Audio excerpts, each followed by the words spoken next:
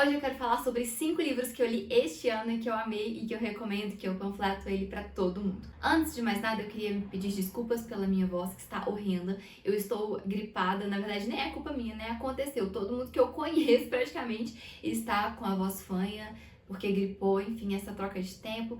Gente, que cheiro maravilhoso desse difusor. No início desse ano, eu subi um vídeo sobre como ler melhor. Eu vou deixá-lo aqui nos cards. Acho super chique falar assim, vou deixar um vídeo aqui nos cards. Mas eu vou deixá-lo aqui nos cards. E nesse vídeo eu também falei sobre alguns livros que eu gostaria de ler este ano. E eu já li alguns deles. Na verdade, eu tenho um ainda que falta, mas eu já li vários dos livros que eu me propus a ler este ano. E eu quero compartilhar com vocês 5 livros que eu li este ano. Não são todos que eu li, tá? Eu fiz uma seleção porque eu sou muito eclética na hora de ler livros. Então, eu li livros sobre conservadorismo, eu li vários livros de literatura clássica, de economia, vários de economia, não só um de economia, porque não é meu forte. Mas eu li vários livros e a minha rua tá barulhenta, né? Vocês ouviram a buzina aí agora? E eu trouxe os 5 que mais me marcaram, que eu mais gostei, que eu quero compartilhar com vocês 5 e recomendar estes 5 livros. Este livro aqui, ele é um mini livro. Ele tem, gente, ele é muito pequenininho, ele é muito curtinho. Ele tem 95 páginas e na página 95 já é referência bibliográfica. Então, ele tem, na verdade, 90 páginas. Esse livro é muito, muito bom. É O Custo do Discipulado, do Jonas Madureira. O Jonas Madureira é o único autor vivo nessa lista, então aplausos a Jonas, porque ele é um baita de um autor. Ele é brasileiro e ele é muito bom. Ele é muito bom, a escrita dele é muito boa. Este livro é um livro muito simples, muito gostoso de ler, assim, claro, ele nos confronta, mas é um livro que a leitura é muito fluida. Jonas começa tratando nesse livro sobre como nós devemos servir a Cristo. E ele vai defender o óbvio, né? Que nós devemos servir a Cristo e amar o nosso Senhor Jesus nos termos de Jesus. Nos termos que o nosso Senhor quer ser amado. E não nos termos que nós achamos correto amar o Senhor. É um chamado a nós servirmos a Jesus, sermos discípulos de Jesus nos termos de Jesus, da forma que Jesus quer que sejamos discípulos dele, não da forma que nós achamos conveniente. Isso já é um confronto muito maravilhoso que eu gostei muito, né? Que é bem óbvio, mas é o óbvio que precisa ser dito. Diante disso, Jonas traça os 3 custos do discipulado: o custo do amor, o custo do sofrimento e o custo do desapego. Eu confesso que me tocou muito, especialmente o custo do desapego. E eu não vou dar mais spoiler, porque eu quero muito que você leia esse livro. Esse livro, ele é muito curtinho, ele é muito simples, ele é muito prático, ele é de colocar a mão na massa mesmo. Lá na igreja, os homens começaram a estudá-lo no encontro de homens. Aí eu comprei, eu falei assim, não é para meu marido ler. Meu marido nem pode, porque ele tem compromisso no horário do encontro de homens, compromisso de trabalho. Mesmo assim, eu comprei com a desculpa dizendo que era pro meu marido, mas é pra ele, se ele quiser estar na estante. Enfim, é um livro muito bom. E uma coisa que o Jonas fala nesse livro que eu gostei muito... Ai, gente, esse livro é todo muito bom, ele me tocou de várias formas diferentes. Primeira coisa é aquela questão de no meu lugar o que faria Jesus. Jonas, ele traz uma reflexão sobre essa questão no meu lugar o que faria Jesus muito boa. Onde ele trata, não é exatamente assim, não é pegar um senso moral que acaba que nós mesmos criamos de Jesus e aí aplicá-los na nossa vida dentro da justiça humana. Não, acabou de apagar o green light. Mas é a gente olhar para Cristo e para os apóstolos e viver aquilo que está nas escrituras que nós devemos viver. Olhar para os apóstolos que foram imitadores de Cristo verdadeiramente e então imitá-los. E assim imitamos a Cristo. Uma outra coisa que eu gostei muito nesse livro é quando Jonas trata da diferença de sinceridade e de autenticidade. E ele traz uma reflexão muito bela. E essa eu não vou dar spoiler não, eu vou deixar pra vocês lerem. Eu inclusive fiz um post falando sobre isso no meu Instagram, porque foi uma parte que eu gostei muito do livro. E olha só, ele consegue tratar isso maravilhosamente bem em 90 páginas. Então, fica aqui a dica. Eu vou deixar todos os links aqui dos livros na descrição. Se você compra por eles, você me ajuda. Não muda nada pra você, mas você me ajuda, então não custa nada, vai. O segundo livro também é de Jonas Madureira. Eu fui lá, comprei esse livro, descobri Jonas Madureira. Na verdade, eu tinha visto vários livros dele, mas eu tenho um pouquinho de preconceito com autores vivos. Confesso. Mas, enfim, aí eu fui lá e comprei este e depois eu comprei este. Deixa eu deixar aqui. Este é um segundo livro, ele, diferente do primeiro, ele já não é um livro tão facinho assim de ler, tão facinho assim de absorver. Ele já é um livro mais difícil, eu confesso que cada capítulo eu precisei ler umas 2 vezes. E é Tomás de Aquino e o Conhecimento de Deus. Este livro é aquele livro que eu acho que eu preciso ler mais umas 10 vezes para eu absorver o conteúdo plenamente, como ele merece ser absorvido. Então, nesse livro, o Jonas ele vai dissecar praticamente um dos artigos da Suma Teológica de Tomás de Aquino e que vai falar sobre o conhecimento de Deus, sobre como nós conhecemos a Deus. Nessa jornada, ele vai mostrar como é importante a imaginação quando estamos tratando do conhecimento de Deus por nós humanos nesse estado que estamos caídos. Então, ele vai tratar dessa questão, sempre trazendo os contrapontos, que normalmente Aquino já traz os argumentos contra o seu argumento e a sua explicação final. É um baita livro, é um livro um pouco mais difícil de ler, mas é um baita livro.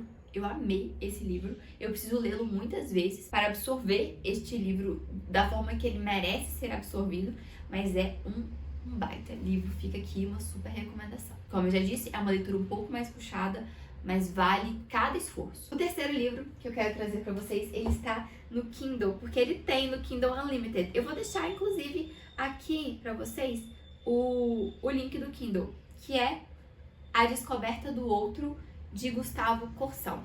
Para começar, a gente precisa falar de Corsão, porque Gustavo Corsão é o meu queridinho. Ele foi um autor brasileiro, ele já morreu, como eu disse, Jonas Madureira é o único autor brasileiro vivo, autor, na verdade, geral, vivo destes livros que selecionei aqui. Eu gosto muito da escrita dele, e quando a gente lê livros em português escrito por autores brasileiros, é muito mais rico o vocabulário, né? Então eu amo ler livros de autores brasileiros, embora eu tenha dificuldade de encontrar. Então, Gustavo Corsão é autor desse A Descoberta do Outro, e nesse livro ele vai falar sobre a descoberta do outro, como o outro ser humano, mas também como o outro Deus, né? A descoberta de Deus. É principalmente voltado para a descoberta de Deus, para o encontro com Deus. Contudo, no meio do caminho, nós também somos apresentados ao outro, ao nosso próximo. E esse livro, para mim, ele é tão incrível quanto Claro Escuro, que Claro Escuro, no vídeo que eu citei anteriormente, eu falo sobre Claro Escuro porque é um livro que eu panfleto, é um livro muito bom, também do Gustavo Corsão. Gente, é muito bom, e esse livro é tão bom quanto Claro Escuro. Eu gosto tanto da escrita de Corsão, porque ele consegue pegar uma situação comum, corriqueira, cotidiana, assim, extremamente superficial, e ele vai no cerne do problema, ele aprofunda ali e ele lança luz na escuridão que existe por trás daquela superfície, no abismo que existe por trás daquela situação tão comum. E ele faz isso muito bem com a questão de opinião. Então ele tem alguns capítulos neste livro onde ele trata sobre o nosso apego à nossa própria opinião. E ele trata a questão da opinião pessoal de forma cirúrgica. Então, assim, eu me senti muito confrontada, porque eu sou muito apegada às minhas opiniões. Eu me senti muito confrontada, e isso é maravilhoso, né? Porque eu gosto de livros que me tiram da minha zona de conforto e me fazem refletir sobre problemas que eu tenho. Que é pra isso que eu leio, né? Pra eu ficar mais inteligente e ser uma pessoa melhor. Eu não vou me aprofundar aqui, porque eu acho que nem tem tempo hábil nesse vídeo pra eu citar 5 livros e ainda me aprofundar em cada um deles. Mas essa questão da opinião me tocou muito, eu achei fantástico a forma que ele aborda e a forma que ele explica. E ele vai trazer justamente a busca pela verdade, sabe? Sobre como a gente deve se despir das nossas opiniões e buscar a verdade. E tem uma frase que eu até anotei aqui que eu gostaria de citar para vocês, que está escrito: o primado da inteligência é usurpado, e então, em vez do reto juiz, nasce a opinião. Então, em vez de buscarmos a verdade, em vez de nos despirmos daquilo que a gente acha e buscar aquilo que é, nós nos enchemos de opiniões. Enfim, leia este livro. E assim, a gente fica mais burro, né? Quando a gente fica só com a nossa opinião e a gente não busca a verdade, a gente fica mais burro. Mas enfim, leia esse livro. Esse livro é muito, muito bom. E isso é só uma pontinha, né? Porque o livro é a descoberta do outro. Então, dentro dessa opinião e dessa questão de busca da verdade, nós vamos descobrir o outro e nós vamos descobrir que nós precisamos do outro. O Corsão, ele traz isso com uma ênfase magnífica da nossa necessidade do outro, do quanto nós precisamos, que nós não somos independentes e nós nem devemos tentar ser independentes, nós precisamos uns dos outros. E mais do que tudo, nós precisamos de Deus. Então ele traz o final do livro exclusivamente voltado à nossa busca por Deus, que no qual Deus nos encontra e nos chama para Ele, e nisso nós vamos a cada vez mais correndo ao seu encontro, porque Ele nos amou primeiro. Vale dizer que eu preciso fazer esse parêntese, é um livro de um autor católico, Gustavo Corsão é católico. Eu tenho minhas divergências doutrinárias com ele, óbvias, porque eu sou protestante, mas ainda assim vale a leitura. Claro que no final as nossas divergências doutrinárias ficaram mais intensas, mas ainda assim a leitura é proveitosa. O quarto livro, talvez devesse ser o primeiro, porque foi o primeiro que li este ano, e ele estava na minha lista já há anos, mas eu não tinha coragem de encará-lo. É o Senhor Dostoiévski em Crime e Castigo. E este livro aqui, eu não tenho palavras para dizer, e é até difícil eu começar a falar de Dostoiévski aqui. Só falo, leia. Para começar, uma coisa que eu aprendi, porque eu estudei para ler esse livro. Eu tinha medo de enfrentar Dostoiévski, eu estudei para ler para este livro. Eu comprei uma edição que o pessoal gosta, que é do Rubens Figueiredo, que é uma tradução direta do russo. Eu gostei muito desse livro e eu gostei de ter estudado antes. E aí a gente começa pensando justamente no próprio personagem, né? Que é um tumulto só. Porque ele representa uma divisão. O próprio nome, não vou me aventurar a explicar russo aqui, mas o próprio nome Raskolnikov, ele fala sobre uma divisão. E no personagem tem essa divisão muito clara. Porque ao mesmo tempo que ele comete um assassinato e ele tá se justificando o tempo todo que é ok, ele também doa o dinheiro que ele nem tem direito, porque ele é pobre, paupérrimo, ele doa o seu dinheiro para as pessoas e tudo bem, e finge que nada aconteceu, o dinheiro sofrido que sua mãe, que sua irmã conquistaram. E então, assim, existe essa divisão clara, esse conflito claro dentro de Raskolnikov, que fica muito claro o tempo todo no livro. E uma coisa que me chamou a atenção, que eu até anotei nos cantos do livro, eu tenho muito costume de rabiscar os livros, é que Raskolnikov, antes de cometer o assassinato, ele duvidava da sua própria escuridão. Ele duvidava da sua capacidade de fazer o mal. E é muito curioso isso, que muitas vezes nós duvidamos da escuridão que existe dentro de nós. Além disso, antes também, eu fui muito impactada pelos primeiros capítulos, porque eu não sabia tão bem, mesmo tendo estudado, não sabia tão bem o que esperar de Dostoiévski. E aí tinha alguns capítulos que eu confesso que eu achava meio enfadonho. E um deles foi quando Raskolnikov conheceu Marmeladov. Acho que é isso. Eu não gravei o nome dele direito, não. Quando eles se conhecem em um lugar tenebroso, caótico, um bar fedido. E no que eles se conhecem, existe uma conversa muito longa que eu fiquei até meio... O que está acontecendo aqui? No fim, a lição de caridade que é exposta nesse capítulo é exuberante. E são dois caras infames que, mesmo sendo infames, no fim, nessa conversa, eles tiveram compaixão, eles tiveram caridade de ouvir um ao outro. Mesmo Raskolnikov ali planejando o raio de um assassinato, ele para e ele ouve, ele dá ouvidos a um bêbado mala num bar.